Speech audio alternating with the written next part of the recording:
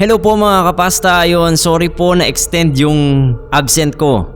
'Di ba sabi ko dun sa last na upload ko nagkasakit yung anak ko tapos buti na lang kako hindi ako nahawa. Ayun, nagdilang demonyo ako after 3 upload, nahawa ko. Grabe ang bigat nung sakit na yun, namaos ako ng ilang araw para ako si Inday Badiday. Pero ayun nga, medyo payat lang siguro yung boses ko ngayon pero okay na po ako. At muli po, sobrang thank you po sa mga nag-greet sa akin sa 25th birthday ko. Maraming salamat po mga kapasta. Pasensya hindi ko na kayo isa-isang na-replyan pero tatry ko po. Ayun po sa mga hindi po nakakaalam, 25 na po ang inyong butihing narrator. Maraming salamat po sa mga nag-greet. Habol ko lang po yung mga shoutout tsaka greetings mga kapasta. Pasensya kung medyo matagalan ng konti. Shoutout po kay Ma'am Joanne Contemplacion Gravador. Pasensya po ma'am, late na ako nakapag-upload, wala na raw siyang pampatulog. Belated happy birthday kay Kelay, isa sa mga admin natin. Pasensya ma'am, hindi ako nakapag-greet. Pero belated happy birthday sa iyo ma'am. Tapos belated happy birthday din kay Ma'am Margaret Eve. April 9 dapat, sorry ma'am, hindi talaga kinaya. Pero belated happy birthday Ma'am Margaret. Tapos belated happy birthday din April 7 kay Ma'am April Sarmiento. Sorry ma'am, ngayon lang tayo nakapag-upload. Belated happy birthday kay Ma'am April Sarmiento. Ayun po, kung may mga hindi pa ako nasama, habol ko na lang po kasi hindi ko pa nabasa lahat yung messages ko, ang dami. Ito ngang episode na to na birthday horror stories, dapat sakto nung birthday ko ito i-upload kaso wala, na damage ako kaya habol na lang. Pati po yung mahal na araw horror stories, meron po tayo niyan, ihahabol ko na lang din po mga kapasta, pasensya kung late. Anyways, yun lang po, start na po tayo mga kapasta.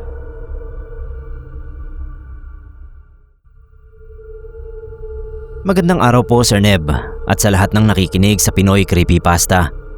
Ako po si Pam. Sana po ay mapansin nyo ang story na isisend ko sa inyo. Ito pong story na ito ay mas interesante kaysa sa mga una kong sinend. Aswang story po kasi ito.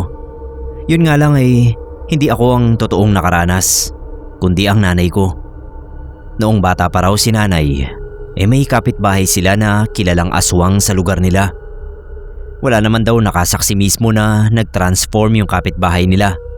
Pero may mga nagsasabi na nakakita na naglanding sa likuran ng bahay niya ang isang malaking itim na ibon. Tapos ay biglang lalabas mula sa likod bahay yung tao na yon, nakilala sa tawag na Manay Iking. May sinasabi pa noon si nanay na may kapitbahay sila na binigyan ni Manay Iking ng ulam. Tinanggap naman daw ng kapitbahay na yon. Pero dahil alam nila ang chismis tungkol sa matanda, ay hindi nila kinain yung ulam. Sa halip ay binigay sa aso nila. Para daw naulol yung aso. Tapos ay si Manay Iking na ang tinuring na amo. Marami pa raw ganoong kwento tungkol doon sa matanda sa lugar nila. Pero wala ngang matibay na ebidensya. Kaya ang iba naniniwala. Ang iba naman sinasabi lang na chismis yun. Isang gabi raw nag-celebrate ng birthday yung batang pinsan ni nanay na si Tita Telma. Simpleng handaan lang yun. May pansit, adobo, tsaka konting kakanin na ginawa ng lola ko. Maliit lang daw yung bahay nila noon, pero masaya yung handaan. Nasa labas ang lamesa. May nakasabit na bumbilya sa kawad at nagkukwentuhan ng ilang kaanak at kapitbahay na imbitado. Bandang 7:00 raw ng gabi, habang naghahanda pa sila ng mga plato, may kumatok sa bakod na kawayan. Paglingon daw ni Lola, may nakita siyang payat na matandang babae, si Manay Iking. May dala raw halo-halong bulaklak ng santan, gumamela, sampagita at iba pa. Ginawang bouquet. Tahimik daw bigla yung mga matatanda at nagkatinginan dahil sa hindi inaasahan na bisita. Manay, maligayang kaarawan sa bata. Makikihingi lang sana ako ng konting ulam, sabi raw ni Manay Iking. Maayos naman daw na nagsabi at nagpaalam yung matanda. Kaya raw kumuha ang lola nila nanay ng isang maliit na plato at nilagyan ng pansit, konting adobo at isang pirasong puto. Inabot niya yon kay Manay Iking. Ngumiti raw yung matanda. Sabay binigay yung bouquet ng bulaklak na ginawa niya na para daw sa may birthday. Nagpasalamat at umalis na. Pinatong daw ni Lola yung bulaklak sa gilid ng mesa, katabi ng ilang regalo. Tapos ay nagpatuloy na sila sa pagkain at kwentuhan. Maya-maya ay napansin nila na pabugso-bugso yung hangin. Malakas tapos biglang nawawala. Para daw electric fan na nagsuswing, kaya pawala-wala yung hangin. Hanggang sa isang bisita ang nakakita sa malaking ibon na paikot-ikot sa ibabaw nila. Nagkasigawan na raw kasi sobrang laki nga nung ibon. Akala ng iba manananggal, kaya nagtakbuhan papasok sa loob ng bahay. Nag-iyakan na raw sila nanay at mga bata niyang kapatid at pinsan. Nagsiksikan sila sa bahay at naiwan na yung pagkain sa labas. Habang takot na takot sila sa loob ng bahay, ay may narinig daw silang sumisigaw sa labas. Nagmumura at galit na galit. Si Lolo daw ang naglakas loob na sumilip sa bintana at laking gulat niya sa nakita. Si Manay Iking daw. Hawak yung bouquet na ginawa niya. Winawas-iwas sa taas habang nakatingala at nagmumura. Parang tinataboy daw ng matanda yung malaking ibon. Para makita ng mas maayos ay binuksan na nga ni Lolo yung bintana. Nakisilip na rin yung iba pa. Nakita nga raw ni Nanay na tumatalon-talon pa si Manay Iking habang winawas-iwas yung bulaklak. Sabi pa raw ng matanda, maawa naman daw sa bata. Birthday na birthday ay tinatakot. Nakarinig daw sila nanay ng malakas na sigaw na parang namamaos. Tapos ay huminto na sa katatalon si Manay Iking. Noon lang din daw lumabas si Lolo at tinanong ang matanda kung wala na raw ba yung ibon. Ngumiti si Manay Iking at sinabing wala na yon. Humingi pa raw ng pasensya dahil sa nangyari. Kaya nga raw niya binigay yung bulaklak sa may birthday para hindi yun gambalain ng mga lumilipad. Pero mga wala raw pakisama. Yun lang at umalis na rin si Manay Iking. Sabi ng matatanda, mukhang ibang klase raw ng aswang si Manay Iking dahil ayaw manakit ng bata. O baka raw natuwa lang dahil nabigyan ng handa kaya ayaw ipagalaw ang pamilya nila nanay. Kung ano man ang dahilan ni Manay Iking, mula noon ay nagbago raw ang tingin nila Lola sa kanya at madalas nang binibigyan ng pagkain kahit walang okasyon.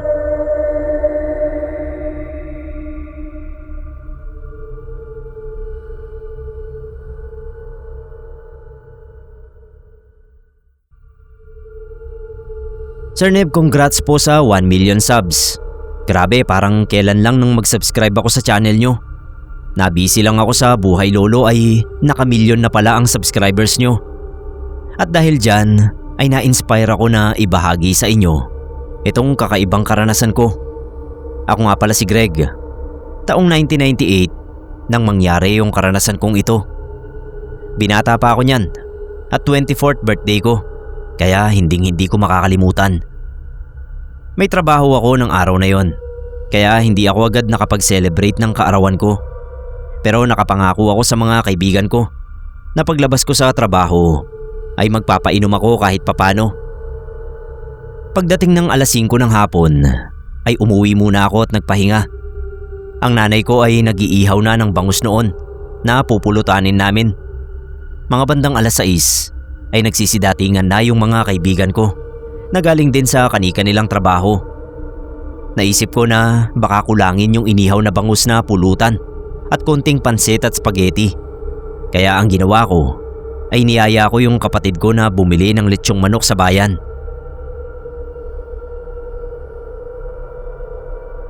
Madilim na nga noong makarating kami sa bayan. Noong malapit na kami sa lechonan, napansin namin na may isang lalaki na kasalubong namin. Halatang nagmamadali. Tapos ay dumiretso siya sa loob mismo ng lechonan. Akala namin ay crew yun. Pero paglapit namin sa lechonan ay kitang-kita namin ang utol ko na sinaksak noong lalaking bagong dating yung isa pang lalaki sa lechonan. Yun yata yung crew talaga. Natameme kami ng kapatid ko at hindi kaagad nakagalaw. Kitang-kita kasi namin na bumulwak yung dugo sa bibig noong biktima bago siya bumagsak sa sahig. Pagkatapos ay may kinuha sa may drawer yung nanaksak bago lumabas. Napaatras lang kami ng kapatid ko. Lalo na noong lapitan kami nung lalaki. Sabay sabing, "Huwag kayong makialam. Hindi tao yun." napaatras ako lalo.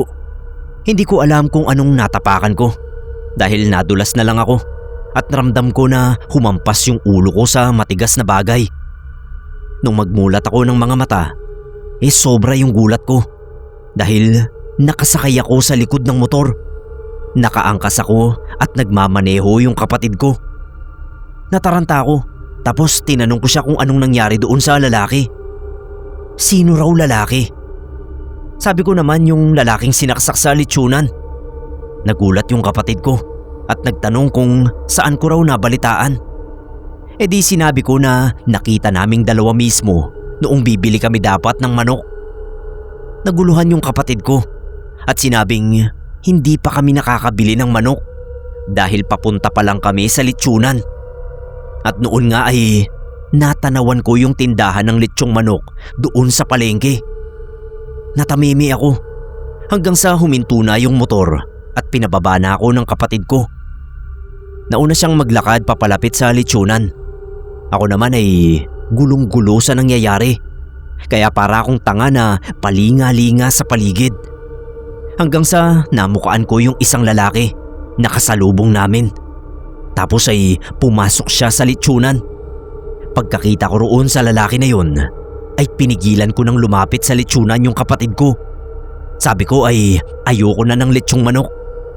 Sakto noong pagtalikod ng kapatid ko para bumalik sa motor, ay lumabas ng litsunan yung lalaki at nagkatinginan pa kami. Nginitian niya ako tapos sinenyasan na huwag maingay. Nagtatakbo na ako pasunod sa kapatid ko. Hindi ko maipaliwanag yung nangyari sa akin ng gabing yun. Kahit kinuwento ko pa sa mga kainuman ko, walang naniwala sa akin. Sabi nila ay imposible daw yun. Ang kaso kinaumagahan, napabalita na ninakawan yung tindahan ng litsyong manok sa bayan. Yung bibilhan dapat namin. Wala namang nasaktan pero may natagpo ang patay na uwak sa loob ng litsunan. May saksak daw sa katawan. Nanlaki yung ulo ko noon kasi naalala ko yung sinabi nung lalaking nanaksak. Huwag daw kaming makialam dahil hindi tao yung sinaksak niya. Sir Neb, 27 years na magmula nang mangyari yon. Pero hanggang ngayon ay hindi ko pa rin maipaliwanag kung ano ba yung naranasan ko noong gabi ng birthday ko. Panaginip ba yung nakita ko? Bakit parang kilala ako nung lalaki? Kasi nga nginitian pa ako. Bakit naging uwak yung taong sinaksak niya? Anong ibig niyang sabihin na hindi yun tao? Mahigit kalahati na ng buong buhay ko ay iniisip ko pa rin kung ano nga ba yung nangyari ng gabing yun. Pero mukhang hindi na malalaman ang sagot. Kaya binahagi ko na lang dito sa channel nyo.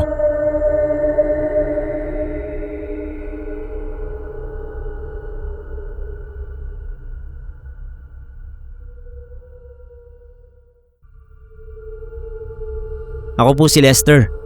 Kaarawan ko mismo nang mangyari ang nakakatakot na karanasan na ito. Kasabay ng isang pistahan sa probinsya ang birthday ko. Naaya ako ng kasamahan kong taga roon na si Efren. Yung kapatid niya, nililigawan ko. Kaya tuwang-tuwa ako sa imbitasyon. Sama agad ako. Hindi ko naman akalain na sobrang liblib pala ng baryo nila. Bukod sa akin, may kasama pa kaming dalawa naming kaopisina. Kaya bali 5 kaming bumiyahe patungo roon. Kabilang yung magkapatid. Nung maaga pa, ayos ang lahat. Kahit parang nasa ibang mundo na kami sa sobrang layo ng lugar nila, damang-dama pa rin namin ang saya ng pagdiriwang nila. Yung tipong hindi ka maboboard, lalo na at bumabaha ng alak. Yun nga lang lambanog. Bandang gabi na, bigla akong nakatanggap ng tawag mula sa mama ko. Kanina pa raw palang tanghali ang text niya. Hindi lang agad pumasok sa cellphone ko kasi nasa liblib nga kami. Mahirap ang signal. Ang sabi ay kailangan ko raw bumalik agad sa Maynila dahil inatake sa puso ang papa ko. Kung kailan birthday ko pa at nasa piyestahan kami. Nagpaalam na ako sa kanila. Gusto nila akong ihatid Pero sabi ko, sa dalawang kasamahan na lang namin ako magpapahatid. Kahit sa sakayan lang ng tricycle palabas ng baryo. Nung naglalakad na kami sa kakahuyan, biglang nagsuka yung isa sa mga kasama ko. Nahihilo raw siya at sumasakit nga yung tiyan. Hindi raw kasi sanay sa lambanog. Sabi ko sige, balik na sila roon sa bahay. Baka may pamahid sila roon o gamot. Kaya ko na akong mag-isa palabas. Bumalik na nga sila. At nung mag-isa na akong naglalakad, biglang may lalaking humarang sa daraanan ko. Nakasuot siya ng maong na pantalon. Walang pang itaas. Nanlilisik yung tingin sa akin. Nung bumaba ang tingin ko sa mga kamay at paa niya, napansin ko na hindi pangkaraniwan ng haba. Hindi pantay. Pati yung mga kuko niya, mahahaba at nangingitim. Napaatras ako nang magsimula siyang humakbang palapit sa akin. Hanggang sa yung paghakbang niya, naging mabilis. Di tumakbo na ako pabalik sa bahay nila Efren. Pakiramdam ko nga hindi na sumasayad yung mga paa ko sa lupa. Ayoko ring lumingon dahil natatakot ako na baka paglingon ko ay sabay sakmal niya sa liig ko. Basta wala akong ibang nasa isip nun kundi ang makalayo sa kanya. Bigla pa akong nadapa. Napamura na lang ako sa takot. Kahit nangangalog yung mga tuhod ko ay pinilit kong makatayo agad. Napilitan kasi akong lingunin. Nakita kong hinahabol pa rin niya ako. Aabutan na nga sana ako. Buti na lang may mga nagroronda pala. Nagsigawan sila nang makita yung lalaki. Sila naman ang humabol doon. Dalawa sa kanila ang nagpaiwan para tulungan akong makabalik sa bahay ng kasamahan ko. Nanginginig pa ako sa takot habang pautal-utal kong kinukwento sa kanila yung nangyari. Inamin ng kasamahan kong si Efren na may aswang araw na gumagala sa baryo nila. Nakalimutan daw niya akong pagbitbitin ng asin dahil lasing na rin siya. Gusto ko pa rin talagang makauwi sa gabing yon. Kaya nagpasya silang sama-sama na lang sila sa paghatid sa akin sa sakayan ng tricycle patungo sa bayan. Ang kaso, hindi na rin ako umabot ng last trip. Kaya sinabihan nila ako na tawagan na lang si mama at sabihing madaling araw na ako makakabiyahe. Habang natutulog kami sa kwartong pinagamit sa amin ng kasamahan ko, hindi ako mapalagay. Naiisip ko pa rin yung lalaking aswang na muntik na akong mabiktima. At syempre kasama din sa iniisip ko si Papa. Maya-maya ay may narinig akong nag-uusap. Naisipan kong sumilip sa bintana ng kwarto. Dinig ko kasi na sa labas lang ng bahay nang gagaling yung mga mahihinang boses. Pero hindi ko naman maunawaan yung sinasabi. Nagulat ako sa nakita ko.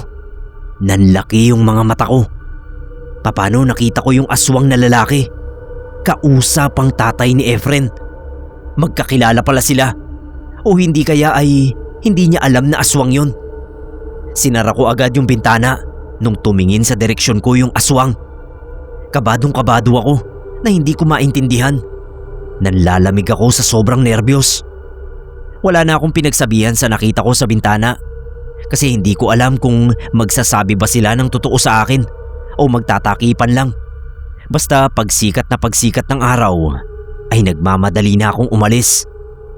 Naiwan pa yung dalawa kong kaopisina dahil mamamasyal pa raw sila. Hindi ko talaga makalimutan ang pangyayaring yun sa birthday ko. Hindi ko na tinuloy yung panliligaw ko sa kapatid ni Efren. Ewan ko ba, bigla akong nagduda sa pamilya niya mula ng araw na yon.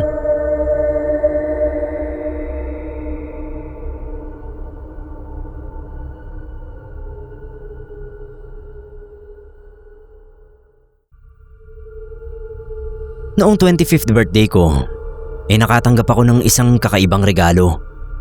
Magandang araw sa ating lahat, lalo na po sa inyo, Sir Nebkero. Ako nga pala si Neil.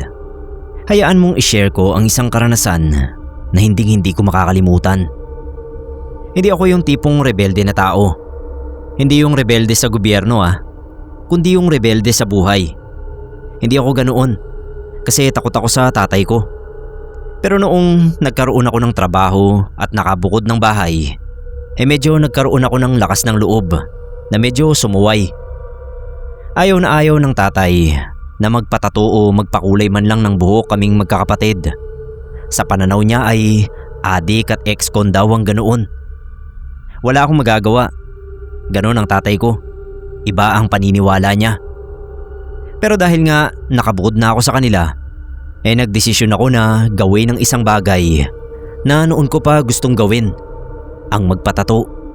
Kako, birthday ko naman. 25 na ako at may sariling pera. Kaya gusto ko ng maliit na tato bilang souvenir sa birthday ko. Nagtanong ako sa kapitbahay ko na tatuan. Kako, baka may mairerekomenda siyang tattoo artist bilang siya yung maraming tattoo sa katawan. Tinignan pa ako ni Kokoy. Yun nga yung pinagtanungan ko. Nagtataka pa siya kung bakit gusto ko raw na magpatato.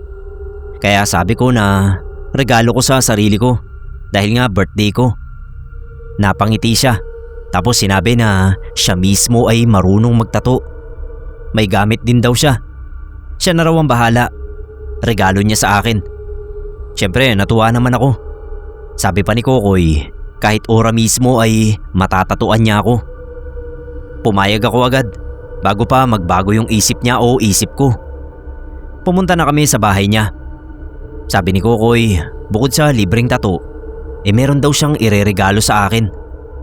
Tinanong niya ako kung naniniwala ako sa agimat. Sabi ko ay hindi ako sigurado kasi wala pa akong karanasan tungkol doon. Sabi niya naman, kung interesado ako, ay lalagyan niya ako ng kabal.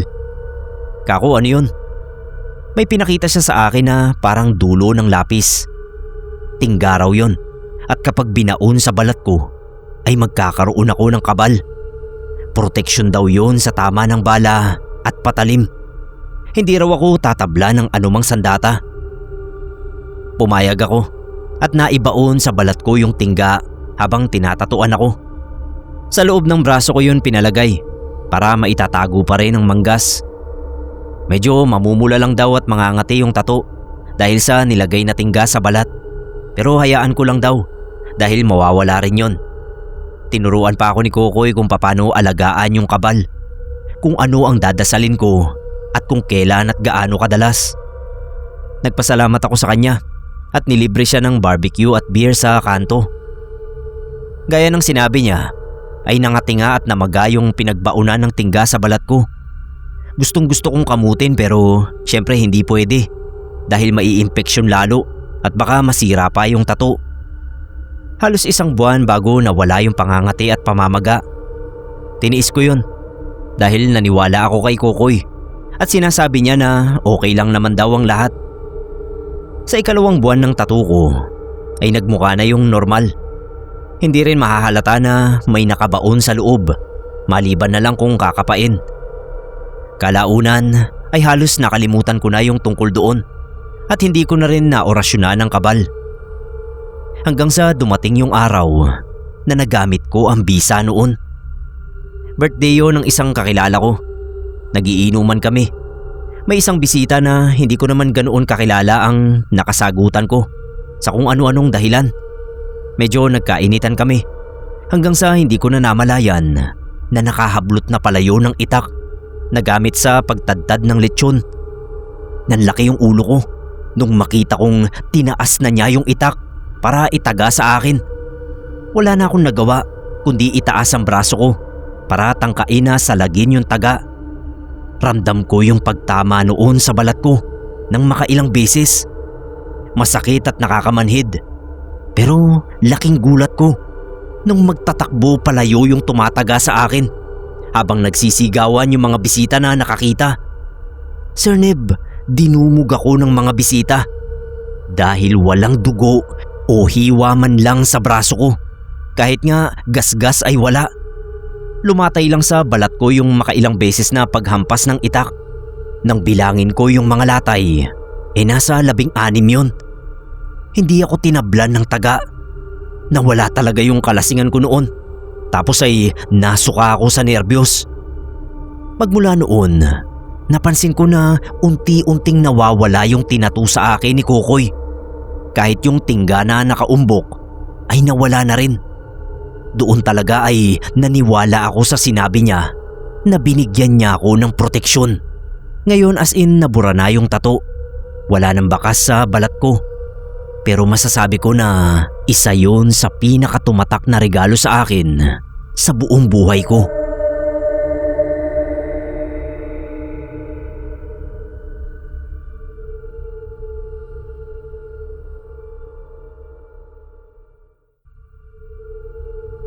Ako si Ismael. 28 na ako ngayon.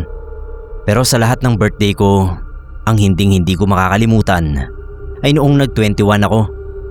Espesyal pa naman sana yung celebration ko na yon. Dahil debong araw ng lalaki pag 21.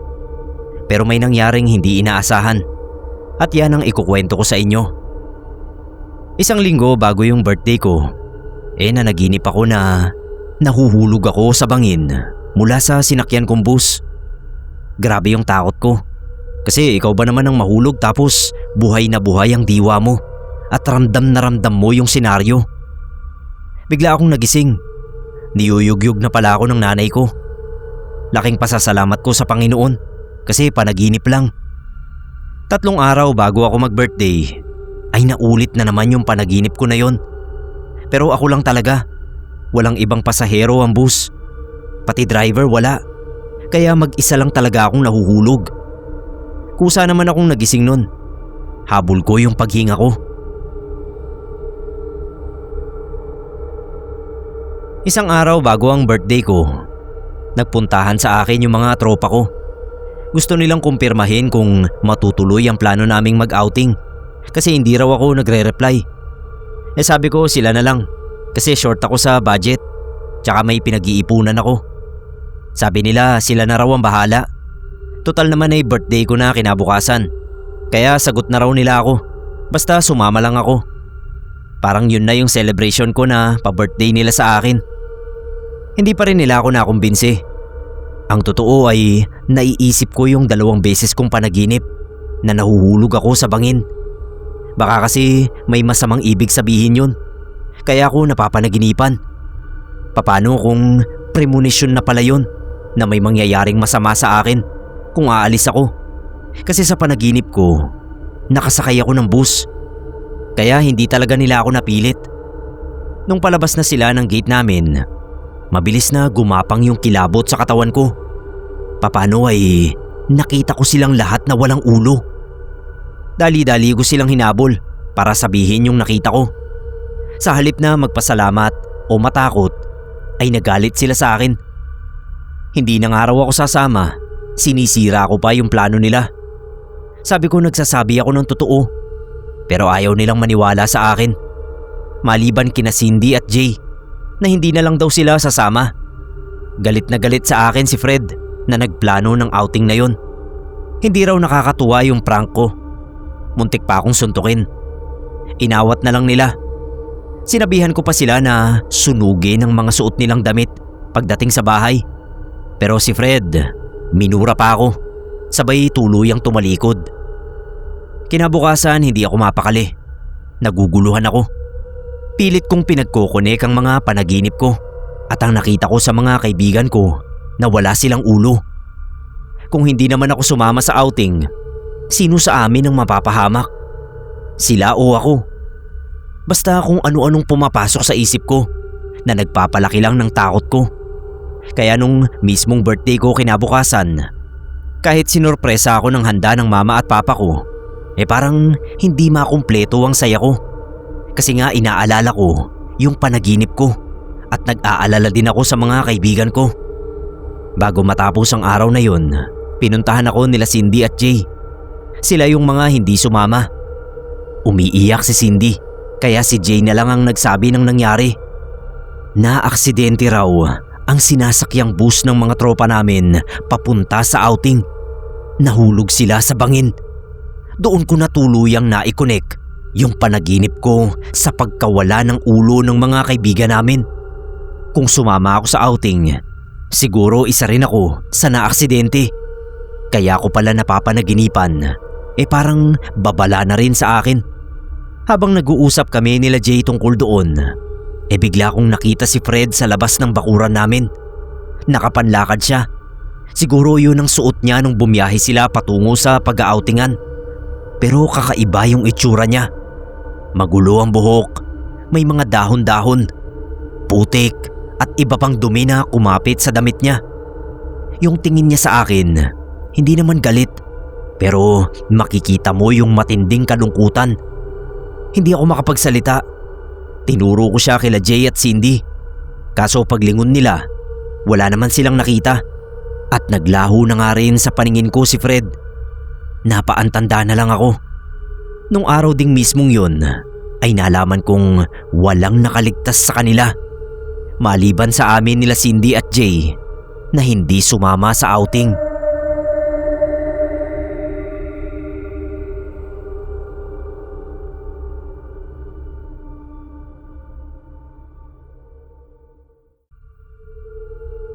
Ako nga pala si Darren. Mahilig akong makipag-blind date noong kabataan ko. Panahong early hanggang late 90s. Maganda pa yung katawan ko noon, kaya malakas pa yung loob ko na makipagkilala. Wala naman akong naging girlfriend sa mga naka-blind date ko noon. Yung iba pagkatapos ng date ay nagkalimutan na lang kami. Yung iba naman ay naging tropa na hanggang ngayon ay nakakasama pa at naging kumari pa nga. Ang hindi ko makakalimutang naka-blind date ko noon ay si Diwata. Hindi Diwata Pares. Diwata talaga ang pangalan nitong babaeng kahawig noong news reporter na si Cherry Mercado. Kung pamilyar kayo sa kanya. Babyface tapos pitit din. Pero mahaba yung buhok at morena. Ang gandang babae talaga at sexy. Nakilala ko si Diwata dahil sa pagrereto ng isang katrabaho ko noon sa Tropical Hut. I-date ko raw yung pinsan niya kasi broken hearted. Libangin ko raw pero wag kong iti-take advantage. Kami na raw ang bahala kung mag-click kami. Syempre pumayag ako agad.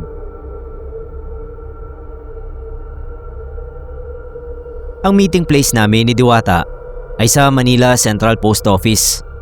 Sabi ng katrabaho ko ay magsuot ako ng asul na polo shirt. At si Diwata naman daw ay mint green na dress ang isusuot at sandals na puti. Wala pa kaming mga cellphone noon, kaya talagang tiwala lang ang baon ko kapag makikipag-date ako. Tiwala na sisipot ang kadate ko sa tamang oras at tama rin ang description nila sa sarili nila. Dumating yung araw ng date namin ni Diwata. Nauna ako sa kanya sa meeting place. Tama lang yon kasi ako ang lalaki. Panay ang lingon ko sa napapadaang babae na nakadress. Tinitignan ko kung mint green ba ang kulay ng suot nila. Ang hirap kasi sa kulay na yon, parang puti na. Mga ilang minuto ang nagdaan at may nag-excuse mula sa likuran ko. Pagharap ko ay babaeng nakadress pero hindi mint green. Nagtanong siya kung may hinihintay ako. Ito ang katangahan ko sa part na yon. Tinawag ko siyang Diwata. Tumango naman siya. Dahil kinumpirma niya ay nagpakilala agad akong Darren. Tanga din ba? Hindi ko hinintay na banggitin niya yung pangalan niya. Ako na mismo ang nagsabi. Kaya ayun, tinanggap ko sa sarili ko na siya si Diwata. Kahit sobrang light yellow ang dress niya. Dahil nga siguro cute siya kaya nadala ako. Nagyaya agad siya sa bahay ng lola niya. Birthday daw ng pinsan niya. Nailang ako kasi wala pang ilang minuto kaming magkakilala. Meet the family na agad. Pero dahil pinsan naman siya ng katrabaho ko, sumama ako sa kanya. Ang layo ng lugar nila. Nakailang sakay kami ng tren at jeep. Hindi ko alam kung paanong pumayag lang ako na makaray niya hanggang sa Montalban, Rizal. Pahapon na noong nakarating kami sa kanila. Birthday ng pinsan niya pero parang lamay ang nadatnan namin. Sobrang tahimik ng mga tao at halos lahat ay napapansin ko na pasulyap-sulyap sa amin. Kinabahan na ako. Pinakilala ako ni Diwata sa mga kamag-anak niya. Sabi niya ay bagong kaibigan. Noong mapagsulo kami, ay tinanong ko kung nasaan yung pinsan niya na katrabaho ko. Ang sabi niya ay nasa trabaho pa raw. Medyo nagtaka ako dahil sa pagkakaalam ko ay pareho kami ng day off. Pero dahil nga tanga ako, ay iniisip ko na lang na baka may sideline yung katrabaho ko. Pinakakain ako ni Diwata ng handa ng pinsan niya. Nakatingin sa akin yung matatanda at parang hinihintay nila na tumikim ako. Dala ng pressure ay sumubo ako ng patatas sa mechado. Masarap naman, may lasa. Akala ko kasi matabang. Kasi ang tumatakbo sa isip ko, mga aswang ang kaharap ko. Pinilit kong alisin sa isipan ko yung kabubuhang iniisip ko. Naisip ko hindi naman siguro ako ipapahamak ng katrabaho ko. Lalo pa at alam ng manager namin na pinsan niya ang kadate ko. Pinilit kong magmukhang nag-e-enjoy. Kumain ako ng handa nila pero tigkakaunti lang. Para lang hindi magmukhang bastos. May ilang pa rin kasi akong nararamdaman. Dagdag ko pa nga pala na sobrang daming puno sa lugar nila. Alam nyo yun? Alas 4 pa lang ng hapon pero madilim-dilim na dahil sa mayayabong na dahon. Tapos yung mga kapitbahay nila, puro sarado yung bahay. Parang mga walang nakatira. Sa kalilibot ko ng paningin, ay napatingin ako sa isang sako na nakasandal sa likod ng puno. Nakita ko yun kasi kulay puti at malaki. Hindi ko alam pero parang may bumubulong sa akin na silipin yung sako. Pasimple akong gumilid para malapitan yung sako. Habang papalapit ako, ay amoy ko yung lansa na nagmumula roon. Saglit ko lang na sinilip yung laman noon. Wala pang 5 segundo pero sapat na yun para pumuslit na ako. Ang laman ng sako ay mahabang buhok ng tao na may nakadikit pang anit at konting laman. May mga tuklap na kuko at ito, walang halong biro tapyas na ari ng babae. Napaatras ako at nagpalinga-linga sa paligid. May mga pailalim na sumusulyap sa akin pero walang nagtatangka na lumapit. Hindi ko malaman kung nasaan si Diwata. Yung ibang bisita ay nakatingin sa akin habang ngumunguya. Nanghilabot ako sa isiping ang kinakain nila pwedeng karne noong may-ari ng buhok at mga kuko sa sako. Tapos kumain din ako. Hindi ko alam kung aswang sila o kanibal. Basta ang alam ko ay kailangan ko nang makalayo sa lugar na yon. Hindi ko na alam kung paano ako nakaalis doon kina Diwata. Siguro hindi lang talaga nila ako hinabol dahil wala naman silang balak sa akin o hindi lang nila ako napansin. Pinilit kong isuka yung kinain ko hanggang sa pati yung almusal kong macaroni ay naisuka ko na. Noong pumasok na uli ako sa trabaho, ay kinausap ako ng katrabaho kong pinsan ni Diwata. Ayaw ko sana siyang kausapin. Kaso ay kahit hindi ko siya pinansin, ay nagsalita siya. Pre, pasensya na raw sabi ni Diwata. Pinuntahan daw pala siya ng ex niya kaya hindi siya nakarating sa blind date nyo. Nagkabalikan na sila. Sorry daw. Halos himatayin ako sa sinabi niya. Sino yung kadate ko? Pinakitaan niya ako ng picture ni Diwata at napakalayo nga noon sa babaeng nakadate ko. Bidang-bida ako sa trabaho ng araw na yun dahil kumalat agad sa kitchen na nakarating ako sa baryo ng mga aswang. Tanong ng tanong yung mga katrabaho ko kung ano ang mga nakita ko. Kung may nag-transform daw ba o ano. Pero wala akong masabi sa kanila dahil wala namang nagtangkang gumalaw sa akin. Sobrang awkward lang talaga roon sa lugar at ramdam kong may mali. Tinatanong din nila ako kung saan eksakto yung lugar pero hindi ko masagot. Si Diwata ang nakakaalam kung paano makarating doon sa kanila dahil siya yung pumapara ng jeep at tricycle. Nakalimutan ko nga kung anong address ang sinabi niya sa tricycle driver. Para akong lutang noon. Kahit noong tumatakas ako sa kanila.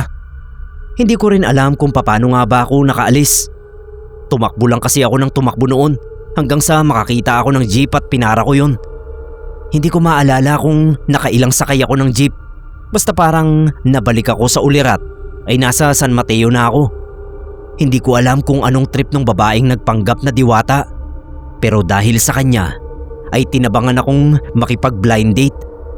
Baka kasi sa susunod na makaengkwentro ako ng kalahi niya ay hindi na ako swertihin na makatakas.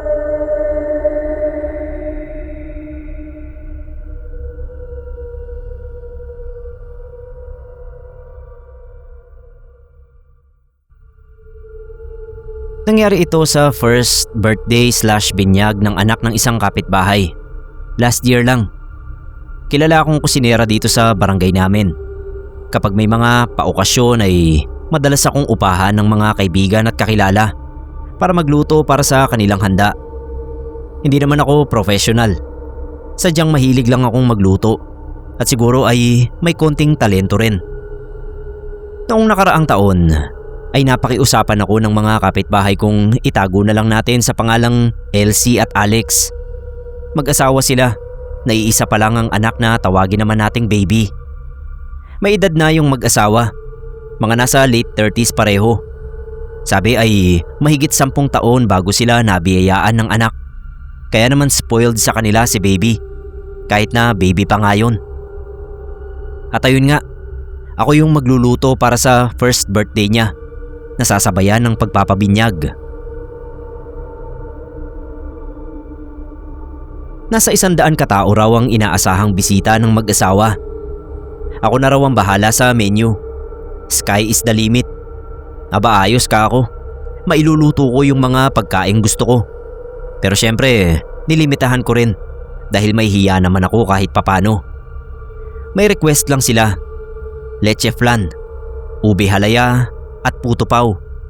Yung leche flan daw ay gawan ko ng paraan na alisin ang lansa ng hindi gumagamit ng kalamansi. Walang problema. Ang nagpapalansa kasi sa leche flan ay yung makapal na puti-puti ng itlog. Kaya ang ginawa ko ay yung pula lang ang ginamit ko.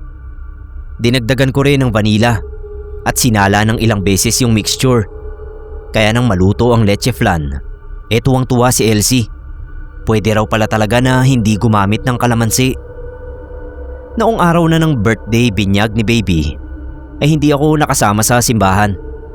Busy nga kasi ako sa pagluluto at pag-aasikaso ng mga pagkain. Pero sabi ng mga kasama nila Elsie at Alex, sa 5 pares ng ninong at ninang ay 3 pares lang ang nakarating. Ang sabi raw nila Alex ay susunod na lang sa bahay yung 2 pares pa. Hindi raw makadalo sa mismong binyag dahil malayo pa ang panggagalingan. Hindi lang ako nagsasalita noon, pero sa isip ko, alam naman nila na may okasyon na pupuntahan. Bakit hindi ka agad umalis ng maaga para nakadalo pa sa binyag? Para bang hindi bukal sa kalooban ang pagiging ninong at ninang ng bata. Pero kahit naman ganun, ay mapayapang nairaos ang okasyon ni baby. Maraming bisita ang nakisaya at puring-puri pa yung mga niluto ko. Nakalimutan na nga yung 2 pares ng ninong at ninang na hindi dumalo sa binyag. Hanggang sa bandang 2:00 ng hapon, biglang natahimik yung maiingay na bisita. Parang na-mute ang lahat. Nasa kusina ako noon at nang mamalayan ko na nawala yung ingay sa labas, napatakbo ako para tignan kung anong nangyayari. Sir Neb, may 4 na taong pumasok sa gate. Matatangkad, payat, mapuputi at saksakan ng gugwapo at gaganda. 2 lalaki at 2 babae na parang mga kasali sa pageant. Parang mga model. Hindi ko maipaliwanag yung ganda nilang 4. Basta para silang hindi mga tao. Sila pala yung 2 pares ng ninong at ninang ni baby. Nakatanga lang ako sa kanila. Pati ibang bisita ay nakatunganga lang doon sa 4 habang ini-entertain sila nila Alex at Elsie na para ba silang mga VIP. Mas VIP pa sa ibang ninong at ninang. Pinapasok sila sa loob ng bahay at personal na hinainan ng pagkain ng mag-asawa. Ang napansin ko ay puro dessert ang hinain sa kanila at pinaka-paborito nila yung leche flan. Pinagbalot pa nga ni Elsie. Hindi nagtagal yung magaganda at gwapong ninong at ninang. Parang tumikim lang ng dessert tapos ay isa-isang humalik sa noo ni baby bago nagpaalam. Sa buong panahon na naroon yung 2 pares na yun ay sobrang tahimik ng mga bisita. Yung iba ay nagsiuwian na para bang nailang. Bumalik lang sa normal lang lahat noong makaalis na yung mga VIP ninong at ninang. Pero ang nakakapagtaka roon, gaano man ako ka-curious kung sino ang mga yon, ay hindi ko nakuhang magtanong kina Alex. Napag-uusapan din namin yon ng ibang kapitbahay. Pero gaya ko ay hindi rin sila makapagtanong sa mag-asawa. Para daw silang nahihiya na hindi mawari. August 2025 yun nangyari. Pero hanggang ngayon ay walang linaw kung bakit kakaiba ang dating ng mga ninong at ninang na yon ni baby. Pero sabi ng ilang matatanda sa amin, baka raw mga engkanto o kaya ay anghel ang mga yon. Kako naman, may anghel bang hindi papasok sa simbahan? Malamang kako na mga engkanto nga dahil baka sila ang dahilan kung bakit pinaalis ni Elsie yung kalamansi sa leche flan. Ewan, walang nakakaalam. Hanggang ngayon ay sina Alex at Elsie lang ang makakasagot sa tanong namin na hindi masabi sa kanila.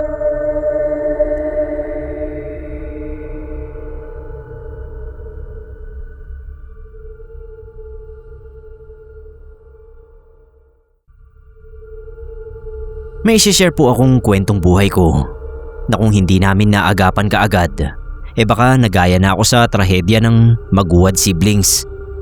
Kaso ang masaklap ay hindi makakasuhan ng dumali sa akin dahil wala naman tayong batas dito sa Pilipinas daban sa barang at kulam. Sir Neb, ako po si Angelica, 34 years old. Dalaga pero may boyfriend of 3 years. Alam nyo ba na sa edad kong ito, first boyfriend ko si Froilan. Dahil yun sa sumpa na binigay sa akin na parang inagawan ako ng kasiyahan sa buhay. Nagsimula ang lahat noong 18th birthday ko. May nagsumpa sa akin na lahat daw ng swerte ko sa buhay ay maaagaw niya. Lahat ng magagandang bagay na dapat mapunta sa akin ay mariredirect sa kanya. Ewan ko kung paanong posibleng mangyari ang ganoon.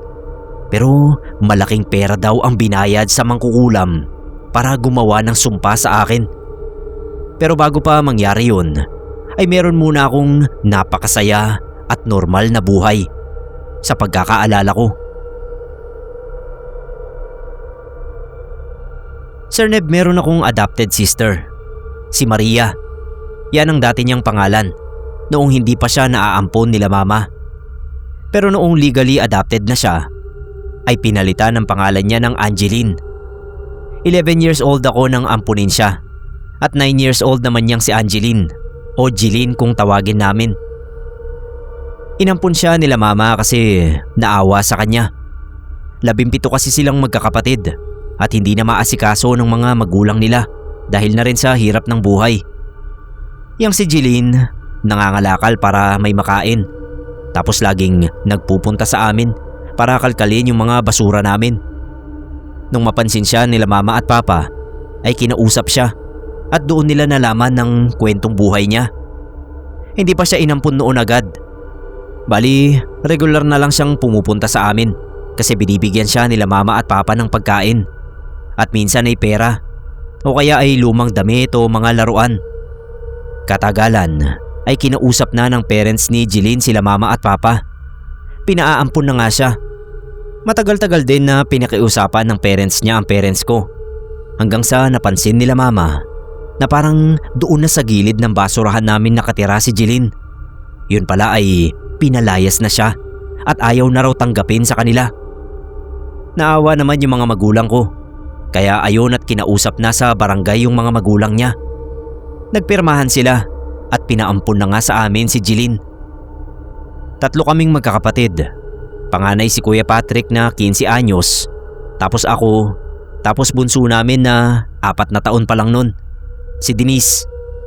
Kami talaga ni Jeline ang halos magkaedad, kaya kami ang naging malapit sa isa't isa. Pero noon pa man mga bata kami, ay kita ko na medyo may pagka-inggitera siya. Madalas niyang kunin yung mga laruan ni Denise at itago sa lagayan ng mga damit niya. Minsan naman kapag may bago akong gamit, nakikita kong tinitignan niya ako ng mabuti na para bang may kung ano siyang iniisip. Sa school ay nakikibarkada siya sa mga kaibigan ko na kaedad ko, imbis na doon sa mga kaedad niya. Madalas akong mainis sa kanya kasi para ko siyang anino, pero hindi siya tinatabla ng inis ko. Buntot ko talaga siya.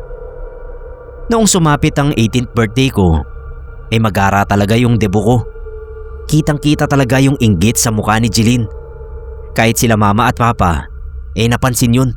Kaya sabi nila, bongga rin ang birthday ni Jeline kapag 18 na siya. Para lang umayos yung mukha niya. Ang regalo niya sa akin noon ay isang figurine na pagong.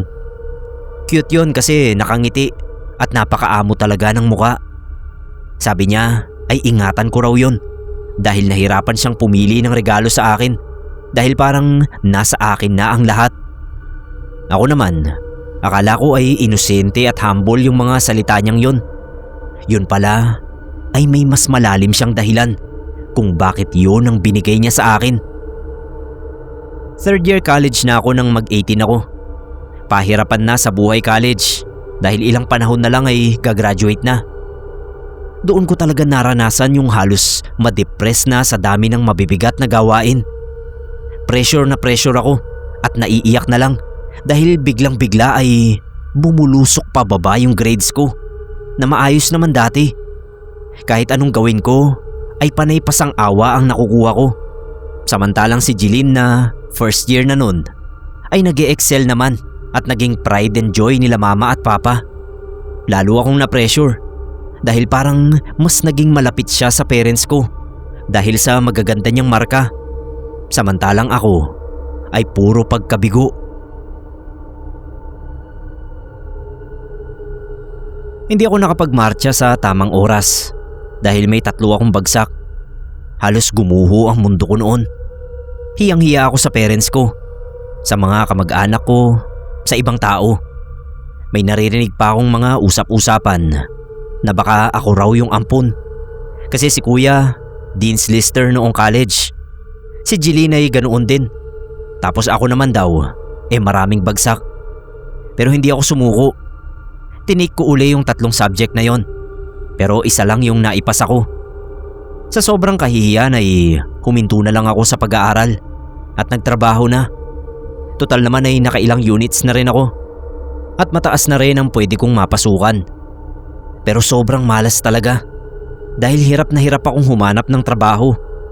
Hanggang sa nagtiyaga akong maging service crew sa fast food. Hindi ko minamaliit ang pagiging service crew. Pero sa taas ng pinag-aralan ko ay hindi na rin nga yun akma. Nang kahit papano ay swertehin na makapasok sa BPO, naglakas loob ako na bumukod. Maliit na kwarto lang na may common CR ang kinuha ko para pasok pa rin sa budget. Hirap naman akong mag-budget noon. Wala akong naiipon halos. Ilang taon ako sa BPO pero 14K lang ang laman ng bank account ko. Nagbenta ako ng kung ano-ano para pandagdag pero gipit pa rin.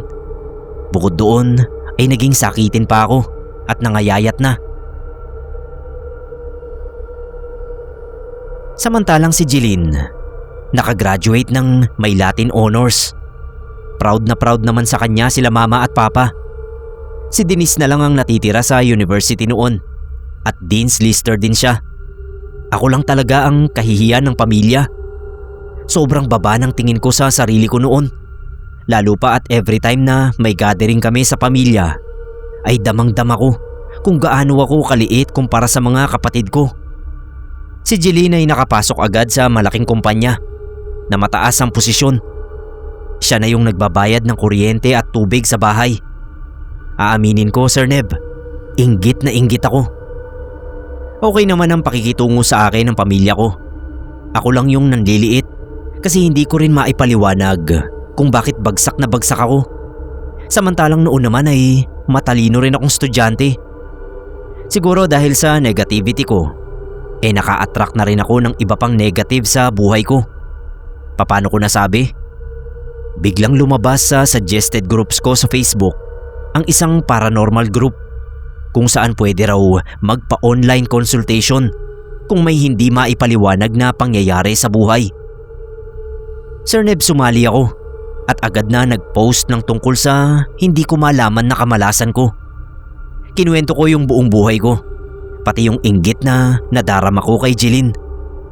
Maraming nag-PM sa akin at nag-alok ng tulong at isa sa kanila ang totoong nakatulong sa akin. Kaso syempre ay may bayad na hindi naman kaya ng budget ko. Kasi nga gipit ako. Si Kuya Elias. Nanghingi lang siya ng picture ko through PM. At nasabi niya na may umaagaw sa swerte ko. Nag-video call kami at nasabi niya na hindi nalalayo sa akin ang taong umaagaw ng swerte ko.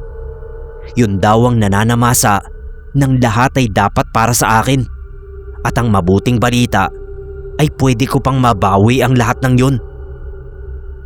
May pinagawa siyang simpleng ritual gamit ang 2 salamin na magkaharap at orasyon na Latin na may Tagalog translation.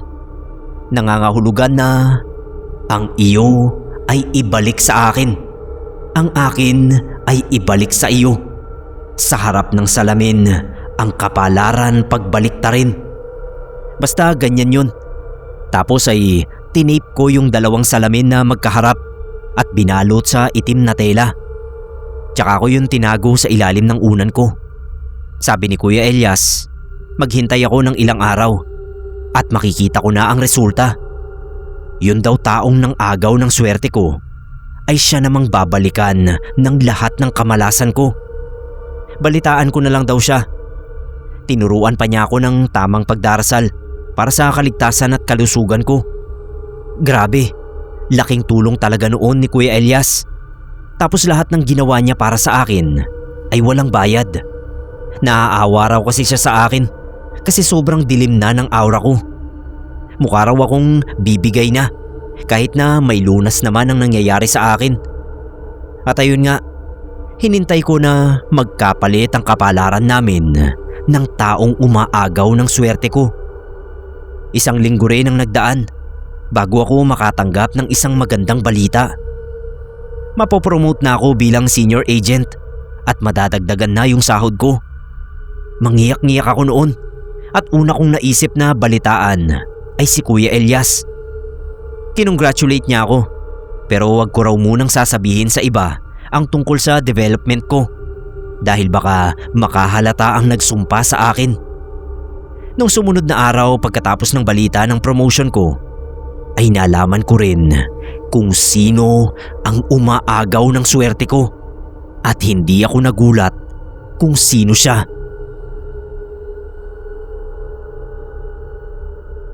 Nabasa ko sa family GC namin na suspended sa trabaho si Jeline. Nakipag-away daw kasi sa boss niya at nakipagsabunutan pa.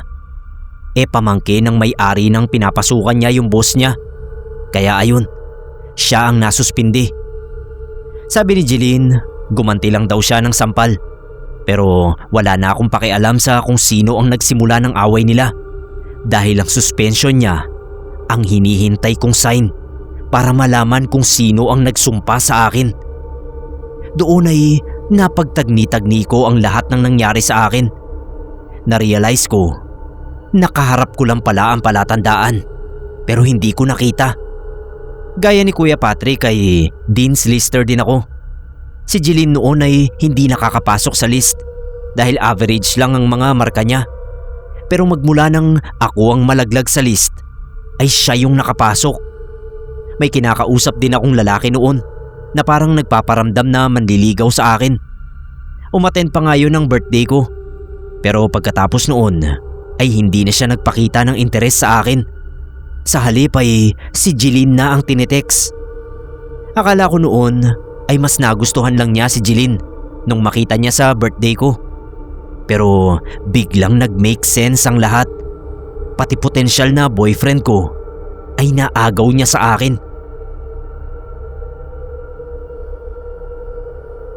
Sir Neb, gigil na gigil ako noon at gusto kong komprontahin si Jeline. Pero nagpigil ako dahil na rin sa bilin ni Kuya Elias. Kaya imbis na magwala ako sa family GC namin ay nagsumbong ako kay Kuya. Sinabi ko sa kanya na si Jeline ang minamalas. Humingi siya ng picture ni Jeline at kinumpirma niya na ang ampon nga namin ang nanumpa sa akin.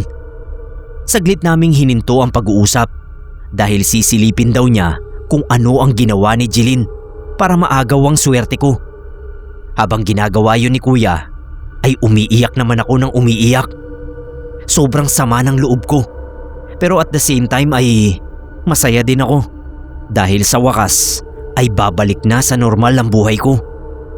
Nung muling mag-video call si Kuya Elias, ay sinabi niyang nagbayad ng malaking halaga si Jeline para manakaw ang swerte ko. Ang perang ginamit niya ay 2 taon niyang iniipon mula sa pangungupit sa mga magulang ko. Ibig sabihin, 15 years old pa lang si Jeline ay maitim na ang budhi niya. Sa bagay, bata pa nga lang kami ay ubod na siya ng inggitera. Pero ang tumatak talaga sa akin ay ang sinabi ni Kuya Elias na may binigay na gamit sa akin si Jeline na siyang nagbibigay sa akin ng malas. Naalala ko agad yung regalo niyang pagong noong birthday ko. Pinakita ko agad yon kay Kuya Elias at napatakip siya ng mata. Inutusan niya ako na balutin yun sa itim na tela tapos ay basagin ko sa labas ng bahay. Pagkatapos ay ilibing ko raw sa gilid ng simbahan. Ugat daw yon ng malas. Pagka itim-itim daw nang nakikita niya at ayaw niyang titigan yun dahil baka sumama pa sa kanya. Siyempre sinunod ko agad ang sinabi ni Kuya Elias. Ora mismo. Mabuti na lang at hapon na noon kaya naisimple ko ang paghuhukay sa tabi ng simbahan. Pagkatapos noon, Sir Neb, ay nagsunod-sunod na yung magandang balita sa akin at ang masamang balita naman kay Jeline. Nagpa-medical yung boss niya at kinasuhan siya ng physical injury. Bukod doon ay sinisante na talaga siya. Grabing pakiusapan ang ginawa ng parents ko sa boss ni Jeline para lang iatras ang kaso laban sa kanya. Naawa naman daw yun kay mama kaya inatras ang kaso. Pero banned na si Jeline sa anumang kumpanya na may kaugnayan sa family business ng boss niya. Sabi ni Denise ay nakakahiya nga raw kasi dinampot talaga ng mga pulis si Jeline sa bahay at sinakay sa mobil. Ang dami raw nakakita na kapitbahay. Chismis tuloy siya sa lugar namin noon. Ang nangyari pa raw kasi ay binigyan ng chance na makapag-counter affidavit si Jeline pero hindi niya pinaalam kina mama at papa. Akala siguro malulusutan niya ng mag-isa. Kaya ayun, nakapagpiyansa naman agad sila. Pero kahiya-hiya pa rin nga. Lahat ng nangyayari ay sinasabi ko kay Kuya Elias. Tuwang-tuwa siya na nabawi ko na ang swerte ko. Paano kasi, bukod sa promotion sa trabaho, bigla ring nag-boom ang mga paninda kong anik-anik at mga pagkain. Talagang nag-abot-abot na yung pera ko sa bangko. At hindi na gaya ng dati na todo tipid ako para lang makaraos. Si Jeline naman may police at NBI record na kaya nahirapang makakuha ng clearance. Nagagawa naman ng paraan. Kaya lang ay parang siya naman ang nanliit dahil sa naranasan niya. Hindi siya makapag-apply ng trabaho kaya naisip niya na mag-business na lang daw. Alam nila mama na nagtitinda-tinda ako. Kaya nagtanong sila kung pwede kong tulungan si Jeline na makapagsimula rin. Ayoko nga. Matapos niyang sirain ang buhay ko. Doon ko pinagtapat kila mama ang lahat at inamin ko sa kanila na nakalipat na rin ako ng mas maayos na apartment dahil nakakaluwag-luwag na ako. Ayaw pa nga nilang maniwala na sinumpa ako ni Jeline. Ang masakit pa ay naisip nila na baka kaya nagkakandamalas-malas si Jeline dahil ako ang namamarusa.